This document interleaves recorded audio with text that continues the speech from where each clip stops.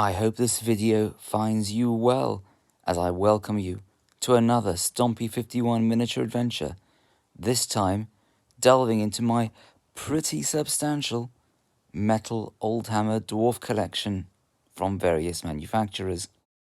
I've always loved dwarves. They're short, small in number, scattered across the diaspora, hard-working, how shall I put it, entrepreneurial. They embrace technology, especially defensive technologies like gunpowder, etc. Who doesn't like sitting back and just blasting away at Skaven and orcs? But equally, they are perfectly happy to get stuck in when defending their clan requires it, and they are great believers in tradition.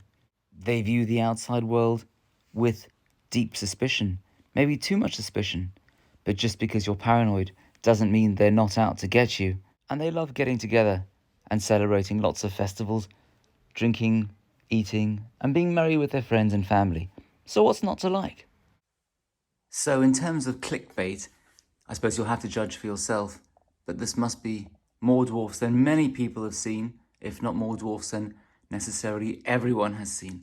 And if you have indeed seen more dwarfs than this metal dwarfs, then you must leave a comment and tell us if they were yours. Now, it took me some time to get these all out, and I think what I'm going to have to do is give you a bit of a smattering of what's here. I'll take the camera off the stand in a minute so you can actually get a closer look, and then you'll have to forgive that kind of roving reporter style and my, no doubt, what will prove to be a shaky hand. So in terms of manufacturers, these are from a range of manufacturers, and I'll point them out as I go, and they all broadly fit in together, because if they didn't fit in, even if they were beautiful, they are not part of this collection. For example, Cyborg Miniatures, who make beautiful dwarves, who in my humble opinion, gorgeous though they are, don't quite fit in to this Oldhammer style. So, the dwarfs are one of the most ancient races of the Warhammer world. From the beginning of time, their traditional homeland has been the World's Edge Mountains, the vast, forbidding mountain chain that marks the eastern boundary of the old world. They are great miners and tunnelers, delving deep beneath their mountain homes for metals, precious stones, and mineral wealth buried there. From this raw material, they make all kinds of precious objects, including weapons and armor, marvelous vessels, and jewels worked with incredible skill. And that's why there's all this metallic. So I'm now going to hoist the camera off its stand in a deeply professional manner and give you the highlights without making you feel too seasick. So what I've been doing is I don't play Oldhammer. I know I had the cash at the time of Warhammer 2nd, 3rd, 4th, 5th edition to buy dwarfs, and certainly not in this volume. And so I've been collecting these gently for about the last 20 years through purchases, swaps, and a bit of 3D printing. And I've used them for 3 or 4 games of Kings of War by Mantic, which isn't actually a miniature agnostic game, but you can weave in pretty much any fantasy miniature. And certainly if you're talking about dwarves, all of these have some kind of direct or indirect role, proxied, or as they are basically what they are. So taking it from the top,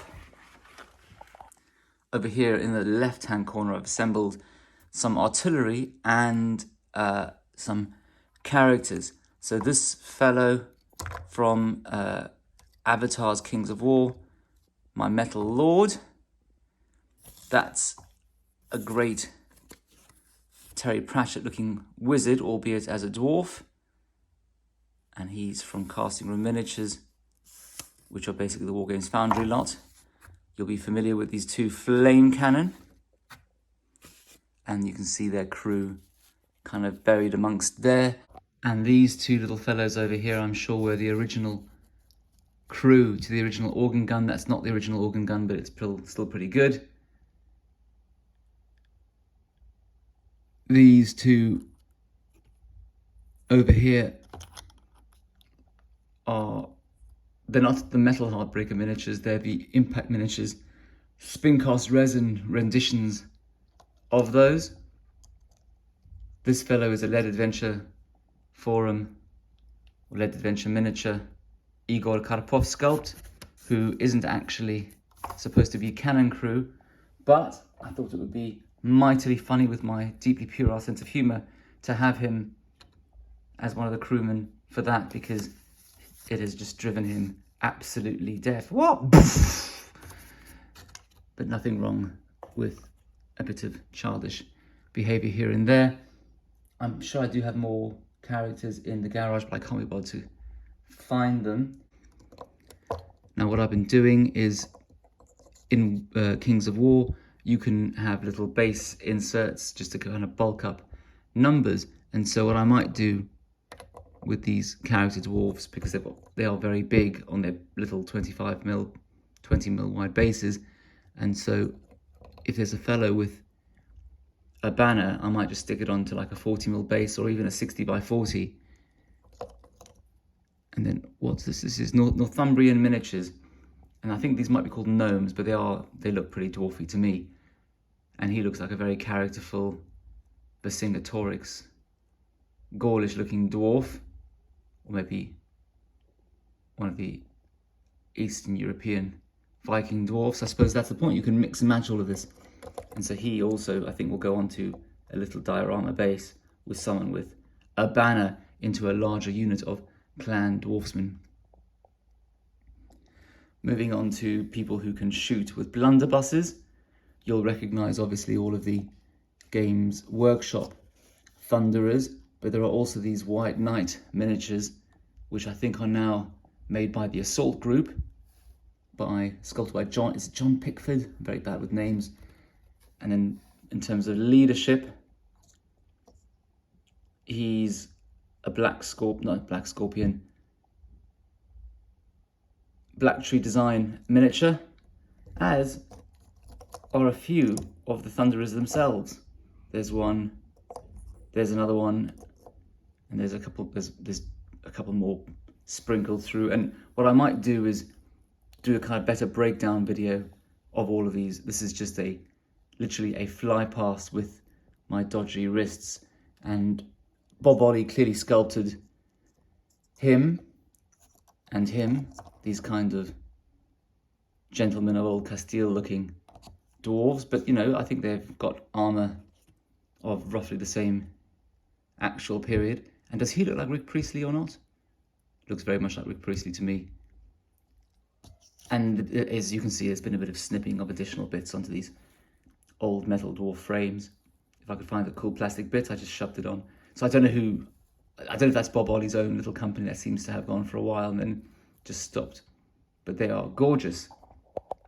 Moving to the back, a mate of mine online told me that he had 26 different sculpts of Slayer, and I can't work out the difference between all the different kinds of Slayers, Troll Slayers, Dragon Slayers, Ogre Slayers, whatever.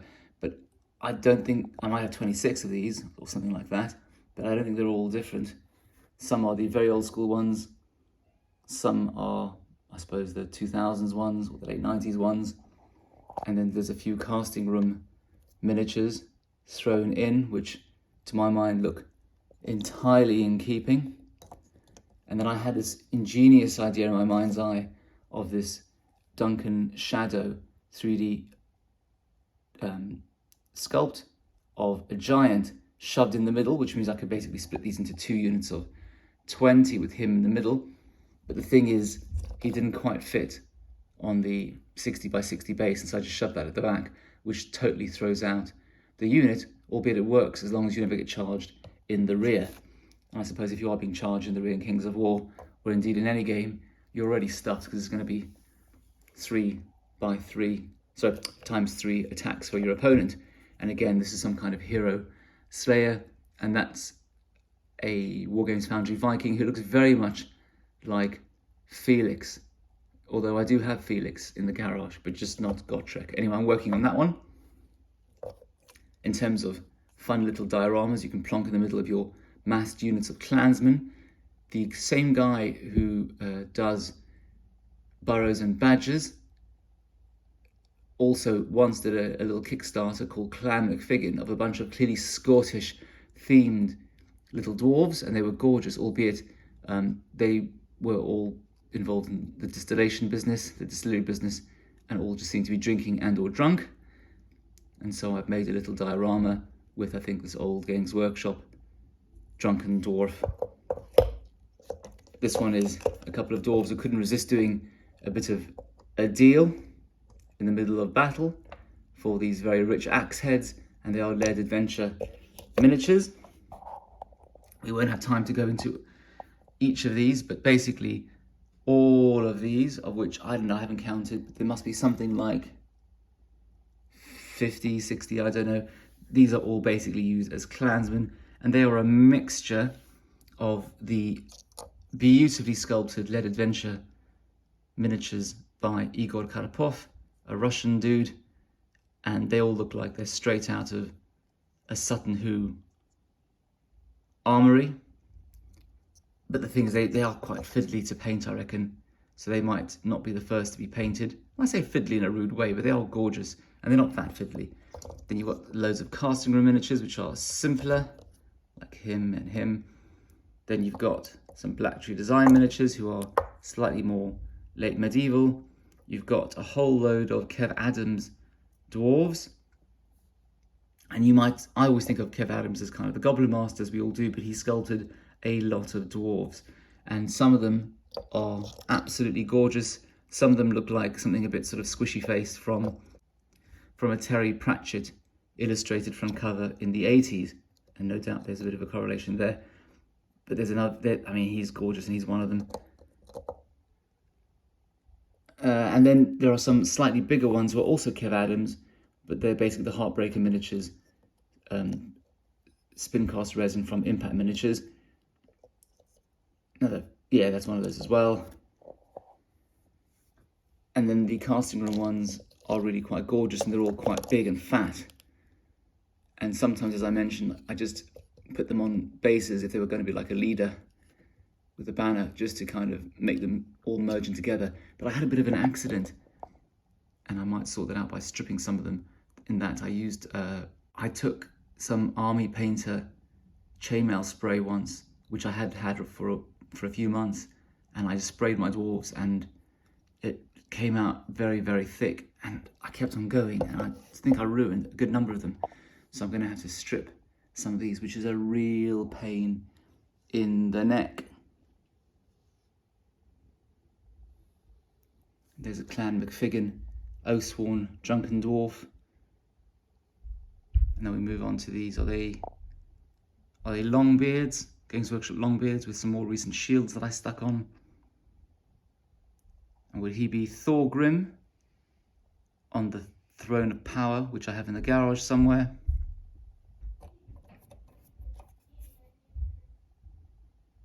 Oh, he's gorgeous. I will paint him one day.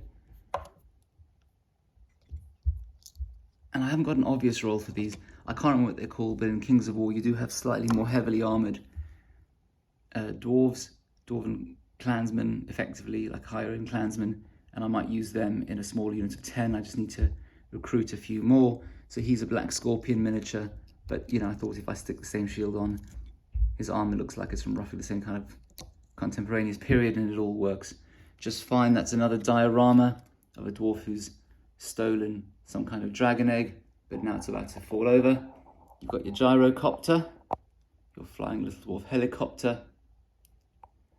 And then, although I rudely said that the cyborg miniatures don't necessarily fit in my humble opinion, I thought one dude on a giant warbear at the back, well, rather in the front and hitting you from the side, that he would be fine, because, you know, who can really tell the difference from afar?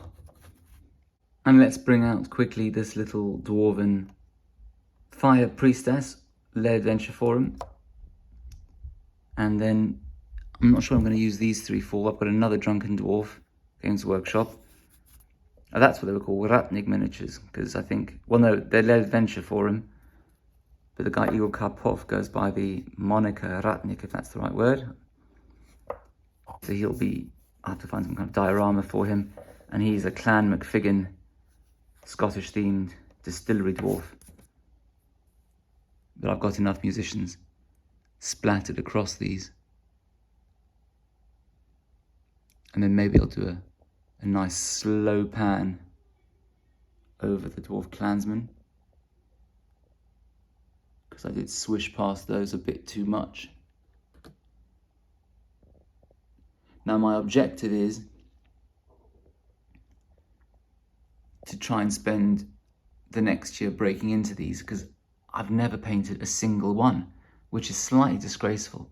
But the thing is, it just seems like such an uphill, fear is the mind killer kind of journey. But I suspect that once I start painting sun, especially with them being all metallic, that it might not be so bad. I could make some interesting inroads.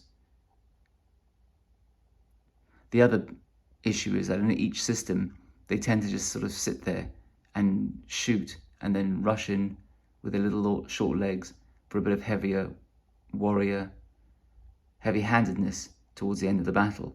And I think Mantic tried to fix that by having some little cavalrymen, but I haven't yet found any cavalry that really fit into this old style. Maybe the assault group has some. I think I saw a John Pickford Kickstarter, but if you have any thoughts on things that can hit from the side hard and actually move faster than these little legs can carry them, that would be great. Oh yeah, and I forgot these. I also have a range of discombobulated archers. So that's one of the bigger casting room miniatures. These are the spin cast resin by Impact Miniatures, the Heartbreaker ones. So basically a mix of Kev Adams and whoever did the casting room ones, and then that lone little Games Workshop, alas, slightly more early modern costumed dwarf versus all of these very Pratchett-y looking ones. So I don't know what to do about that. And not to forget these, which I have just stripped. There's an Ungrim Iron Fist who's killed an entire dragon and just walks around with it, with no green stuffing necessary. Will I bother putting in a banner? Probably not. And as I mentioned, I don't just stare at them like at the precious in a collection. I do get games in, and I'm intensely relaxed about the fact that they are all unpainted. And you can see my most recent games of Kings of War here, with my dwarfs lined up against the orc and goblin horde. Though I can't say I deployed any Napoleonic tactical genius in any of these games, I just held back, took as many shots as I could with the artillery and the handgunners, and then when the orcs were close enough, I just charged in if I could get in there first. And on the subject of dwarfy tactics, funnily enough, as I was tidying up that massive dwarf collection, I was listening to one of my favourite podcasts, The Crown of Command, with Josh Van Zane, where they happened to be talking about exactly this subject, and I'm sure he'll forgive me for lifting the following extract. I mean, back in the day, we were always three guys playing for some reason. One had the high elves, and I had the goblins, and he had the dwarves. Mm-hmm. And then the basic setup was always to have the dwarves in the middle, on the floor, and then the high elves and the goblins approaching from each side. Yeah. I guess it was some kind of democracy. Or yeah. I mean, we were 2 against 1 in voting. Yeah. Absolutely. Poor old dwarves. They're going to get slammed from either side. Wow. But it kind of makes sense because they couldn't move anyway. So that's true. Yeah. Starting them off as attacker at one end wouldn't really, I mean, that would just make it a game of 2, right? Yep. So. Yeah, they're the most static army in the entire game, but I don't know. There's something about the models and everything. I think it just attract people. Even in our Call of the Crown challenge, painting challenge. There's so many dwarf entries. I think there's just something about the character to them. Maybe it's just. I think they're iconic. I mean, I think iconic, I said it already. Yeah, absolutely. I think they just sum up the whole Warhammer. I mean, if you take the Slayers and the whatever, and I mean, a bit like the Goblin Fanatics, right? They're also true. kind of iconic to to the game and genre. Yep. Yeah, so it holds something special in people's memories, maybe, I don't know, but I think dwarves are just a lovable character, though, aren't they? I mean, you just look at a dwarf and you think, yeah, I can relate to that old guy. You know, he loves beer. Yeah. He's a grumpy old bastard like me. Yeah, he doesn't. He's stubborn. He doesn't prove anything. Doesn't prove anything. You know, he's just loyal as loyal as anything. So yeah, I can sort of relate to dwarves. I think maybe that's what it is. I don't know. I just remember looking at a 3rd edition book and just looking at dwarves besieging this castle, and I just fell in love with them. I just couldn't believe it. I thought that was so cool. Yeah, I think it's. I mean, it's not so worrying that you can relate to them now, but it might be slightly worrying that you could relate to them back then. And on the subject of being as old and curmudgeonly as a fantasy dwarf, I'm going to have to go and have a bit of a quick nap before the next family endeavour, which is going to just take it out of me. So, keep well, keep safe. Drop me any comments, I love replying while I'm out and about. And subscribe, throw me a bone, and you never know, I might start making individual videos of each of these kind of groupings and go through them one by one by joyous one. See you soon.